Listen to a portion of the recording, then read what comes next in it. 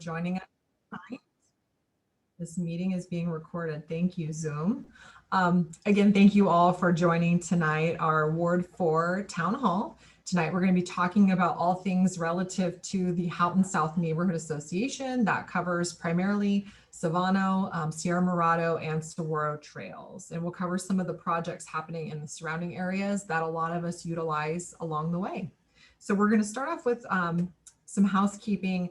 Just so you know, this meeting is being recorded so that we can share it with our neighbors who are not able to join us tonight via a playback.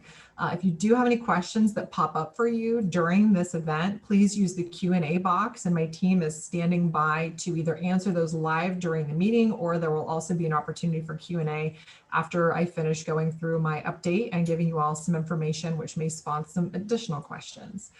We do have a limited capacity to help out with any technical issues, although I'm sure after the past 15 or 16 months, you all are Zoom experts, but you will be able again to access this recording after the fact if you do run into some technical challenges. So we will be able to make sure that you have that information after the fact.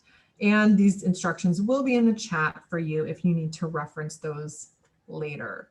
So just to give you a little bit of information about the ward that we live in. We are the largest geographic ward here in the city of Tucson.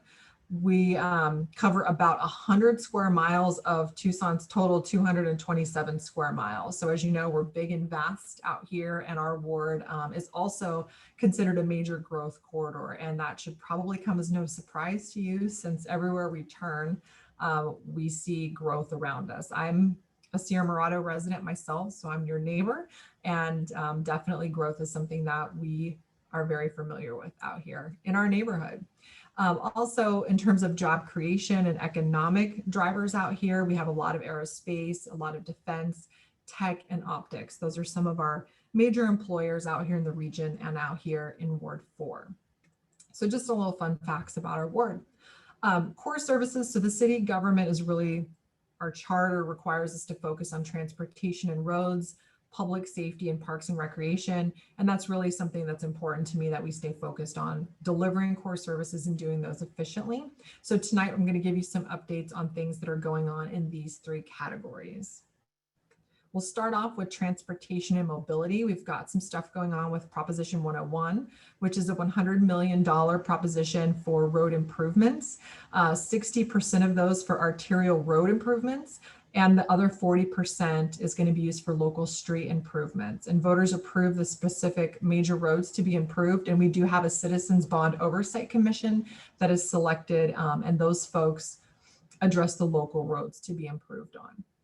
We also have Houghton Road, I-10 to Tanque Verde Road. This is a 13-mile span of Houghton, and that is happening over several phases. We've lived through several of those phases already, and that is a 20-year life, happening over 20-year life of the RTA, which is in its last years as we speak. Improvements are happening along the entire 13-mile corridor, including widening to 4 to 6 lanes, new bridges, bike lanes, drainage, and sidewalks, and also improvements to the stretch of roadway from Valencia to Marianne Cleveland Way, which started in fall of last year. And that phase is anticipated to take about 15 months to complete. The 3 miles of roadway from 22nd to Irvington is currently in the design phase, and construction is anticipated to start this year. So if any questions popped up for you on that, please drop those in the Q&A and we'll get those addressed. Some additional updates on RTA project Valencia Road from Kolb to Houghton. This project is going to widen Valencia to 6 lane, which I am thrilled about, and also add bike lanes, sidewalks, and drainage for all weather access. Valencia and Kolb intersection improvements are also going to happen along this project. And as of the summer of 2020, the roadway is under design. The construction start date is still TBD, but we're anticipating it's going to start near the completion of Houghton Road and Valencia to Marianne Cleveland Way, as recommended by residents, because we didn't want to cut off too many ways of transportation at the same time and really make it difficult to get around. Also, another RTA project, Harrison Road, Golf Links to Irvington Road. A new 2-lane bridge will be built over the Pantano Wash. I'm very excited about this as well. That'll help with drainage improvements as well along that path. This is a fourth period project that is slated to begin between 2022 and 2026. But as a lot of us know, that when it does rain, which we need that, that area always floods, and it's difficult to navigate around that and get anywhere in a decent time. So very important project. Also, on January 29th, Mayor and council voted to add an additional $14 million to residential road repair. In knocking on doors when I ran for office and in hearing constituent calls often, especially in the older parts of our ward, residential road repair is a top priority. It's something that we hear all the time. Some roads, even in our ward, haven't been touched for 30 or 40 years. So it's definitely a priority throughout the city to continue to invest in residential road repairs in addition to the larger roads. So Ward 4 has $2 million allocation of that $14 million, and that will cover approximately 7 lane miles of road. We've already had a town hall to talk specifically about where residents of Ward 4 feel those funds need to go, and we're in the process of providing those recommendations in the very near future. So that is on the horizon as well. Also, Prop 101, we've got $150 million for public safety for vehicles, equipment, and facilities for Tucson Police and Tucson Fire. Also, exciting news, part of this package for the proposition is a new Southeast Annex station, which we have gone through the process of pushing this forward and narrowing the site location. So we're honing in on Valencia and Kolb location, and we should know for sure very soon exactly where that's going to happen. But this is also going to be a very exciting additional project out here for our area to have a new Southeast Annex. So those things are moving along very well. So very exciting for that. And we recently, as in Tuesday, passed the upcoming fiscal year budget and made sure to prioritize funding for retention and recruitment of Tucson Police Department and Tucson Fire Department. Police officers, challenging to recruit and retain across the nation. It's no different here in Tucson, and public safety is a top priority. So we made sure to prioritize adding additional resources there, adding additional community safety officers, and overall put an emphasis on the core service of public safety during that process. Now over to the Department of Fun or Parks and Recreation. In November 2018, we had Prop 407 that was approved by the voters of Tucson. That's a $225 million bond package to improve city park amenities and connections. So I won't read everything that's going on in Purple Heart Park and Robert A. Price Senior Park, but there are a lot of different improvements that are coming. Soccer fields, lighting. It's going to be some really great things that are coming to the area to enhance our parks and build a whole new park altogether. So really exciting. 2019 to 2028 is the time frame for these projects to happen. So stay on the lookout for that. And you can go to TucsonDelivers.com to see all of the plans and when those things are going to be happening. And definitely recommend you do that because there's lots of things happening. And if you haven't been out here to the Clements Center to check out the new splash pad, as a mom of 3, I highly recommend that. It's very awesome. All right, so some things that you have at your fingertips available for the neighborhood. Speed Hump program. This was something that we heard a lot about in Mesquite Ranch, just nearby speeding. So there is a Speed Hump program that's available. Prior to this program, the cost to residents in the neighborhood was about $5,000 per speed hump, which is pretty steep.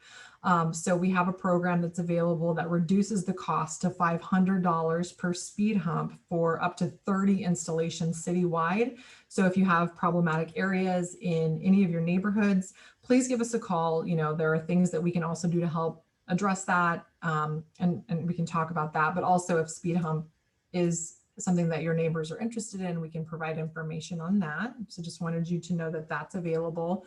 And all throughout, our contact information is on the bottom, Ward 4 at TucsonAZ.gov, and we'll make sure you have that at the end. But definitely reach out to us if that's something that your neighborhood is interested in pursuing. Also, really super exciting, green stormwater infrastructure.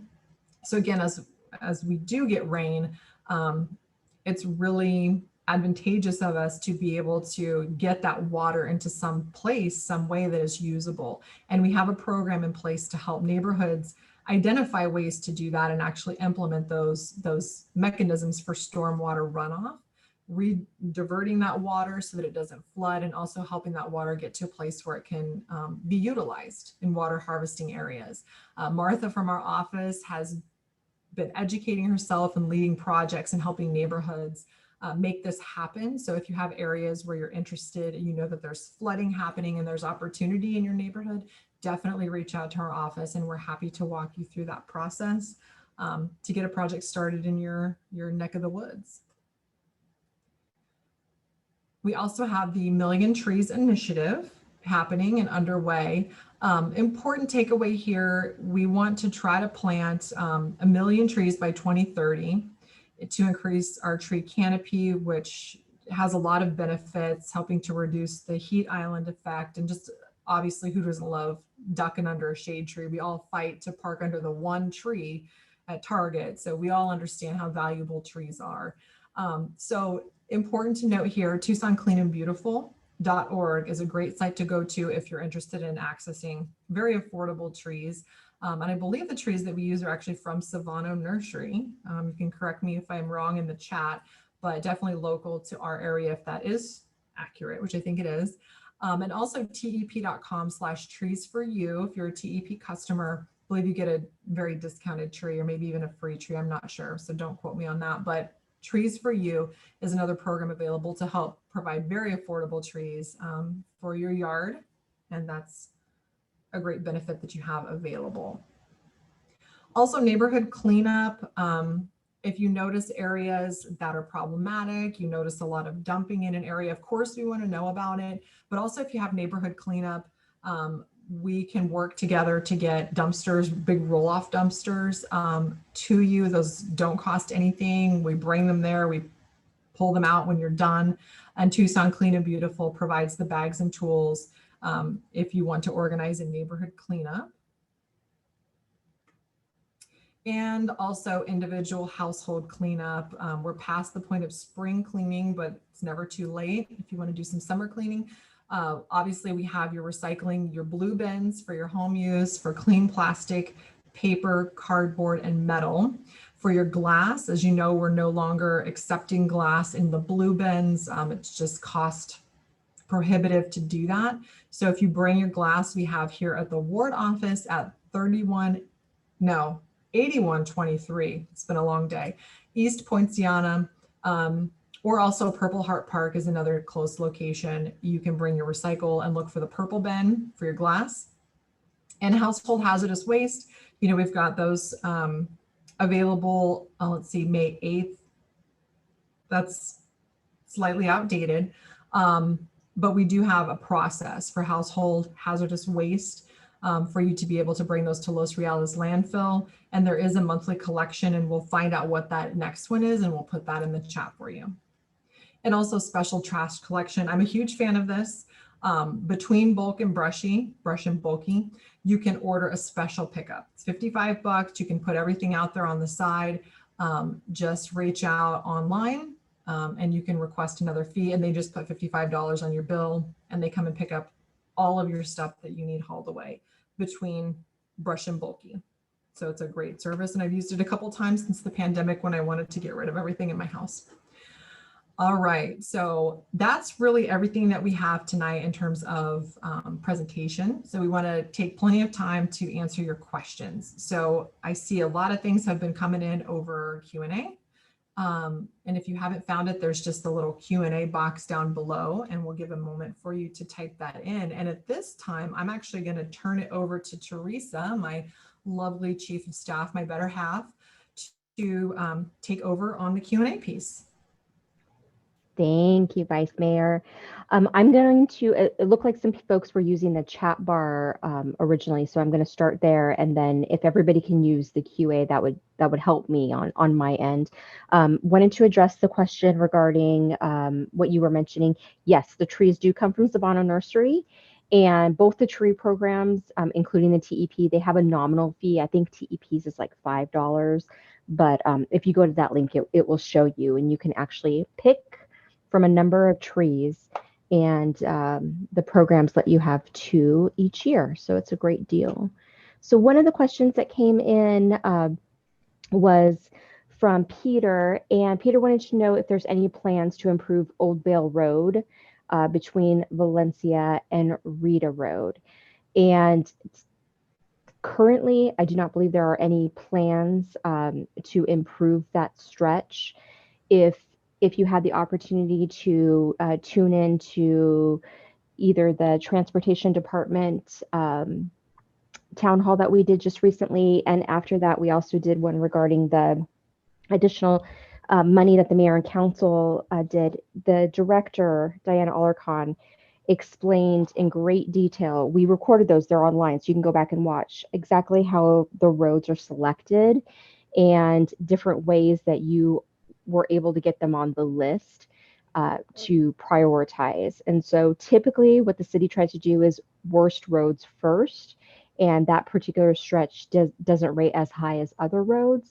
That being said, in future road ballot initiatives, it absolutely could be part of that. And the more people who, write in and express their interest for certain road work, the higher the priority gets as well. So great question, and we'll make sure that we get that on the list with TDOT as well. The next question is from Lindell. She'd like to make sure that everyone understands the difference between an HOA and neighborhood associations. So since this meeting is specifically for the Houghton South Neighborhood Association, neighborhood associations are something that the city of Tucson works with. And so neighborhood associations are a map, like a geographic map of an area. And in that area, there might be several HOAs. So what we do at the city is when we have developments or we have different things going on at the cities, we work with the neighborhood associations. And so you guys are in the Houghton South, which also includes, as Vice Mayor Lee mentioned at the beginning, Savano, which you guys have your Savano HOA, Sierra Morado, as well as Saguaro Trails across the street from you guys. And what I would say is that what we typically say is like HOAs have their own bylaws. They're actually recognized by the state of Arizona, and neighborhood associations are more recognized by the city of Tucson. So you guys have your own bylaws, you have your own board and all of that. And that kind of explains the difference between the two. She'd also like to know if the Houghton South Neighborhood Association is active right now. To my understanding, they are active. They have a president and a board. And if you'd like, we can get you the president's contact information, and we can make sure that you get that information. I have your information here. If you, Lindell, would have the ability to just maybe send in the chat for the panelist, if you can put, or even in your QA bar, put your email address, I'll email you back Laura's information, who is on your board. All right.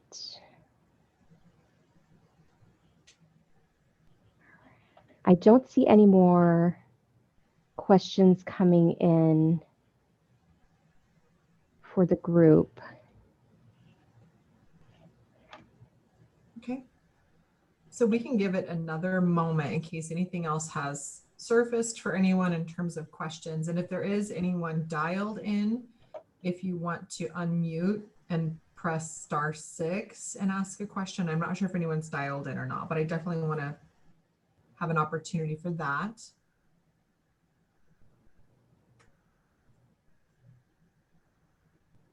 All right. I will give a few closing comments. Actually, Teresa, do we have another question that popped in? We don't have another question, but I don't know if we wanted to mention that the next Household Hazardous Waste is actually Saturday, July 10th at the Eastside Service Center, which is the Ward 2 Council Office, 7575 East Speedway. Perfect. Perfect. Thank you for looking that up. Oh, Yes, it looks like there's a couple more questions coming in. Someone just asked if we can give a little bit more time for them to type their questions. of course. Of course. While you're typing, I will just share a couple upcoming events then as we start to wind down, but we'll definitely keep everything up for questions. Our next town hall is going to be happening on July 29th at 5:30 p.m. We try to do neighborhood association meetings and stagger those between meetings with one of our departments. So as you know, in our area, there's a lot of development happening. So we're having a meeting with our development services department to talk about different things that they are working on. So that will be happening at 5:30 p.m. on the 29th. And I believe if you registered for this through Zoom, you should get invites or notifications for that one as well. And our back to school bash is going to be drive-through style this year. That's happening on July 24th from 8 to 10 a.m. So we wanted to make sure that we have school supplies available for folks, for kids in the neighborhood. So that's going to be here at the Ward 4 office through the drive-through. So make sure you save the date for that. So Teresa, do you have some more questions you want to cover? Sure. She'd like to have some information on like what kind of skills or knowledge do you need to have to be on a neighborhood association, and if there's appointed positions or elected positions. So neighborhood associations, everybody, whether you're a renter or a property owner, but if you're in that area, you can even be a business. And so if you are in that area, you live or work in that area, whether you own or buy, you're part of the neighborhood association. You have an equal voice to everybody else. There are appointed positions, and those are elected. They have annual meetings, most of them, and they elect a president, a vice president, secretary, and a treasurer. And so a lot of the neighborhood associations have even more folks on their board. Other ones have real small boards. And so it's really up to you guys as your neighborhood association. And, if you'd like, and I know I just asked you to send me your email, but if you, Lindell, wouldn't mind putting that in your phone number in there, I can contact you tomorrow and give you a call and walk you through neighborhood associations and get you in contact with yours if you'd like. That's great. No, I think that's amazing. Anyone who wants to get involved, that's fantastic. So thank you for all the questions. Teresa, are there any other questions?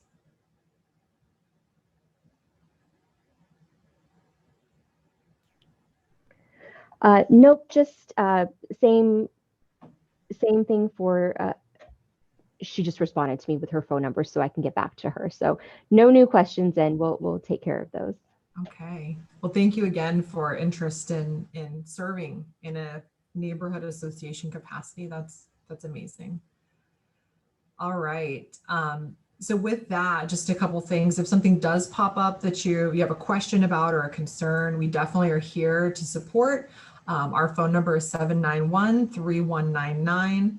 Email is ward4@tucsonaz.gov. We would love to have you sign up for our Ward 4 newsletter. That's where we will send out links to this recording and all things that we're aware of that's happening, as well as debriefs of what's happening in the mayor and council meeting and the decisions that are being made that impact all of us here in Tucson. So we try to make those full of good content that hopefully is valuable to folks. So you can sign up for that at tucsonaz.gov/ward4, and we would love to have you be on our list. Also, we're on Facebook, social media, Instagram, Twitter. We're on all those places and try to make that valuable as well. But ultimately, we want to stay connected. Please know that we're here for any issue that's going on, and we want to hear from you. So thank you all again for your time this evening, and let us know how we can support, and enjoy the 4th of July coming up. Thank you all.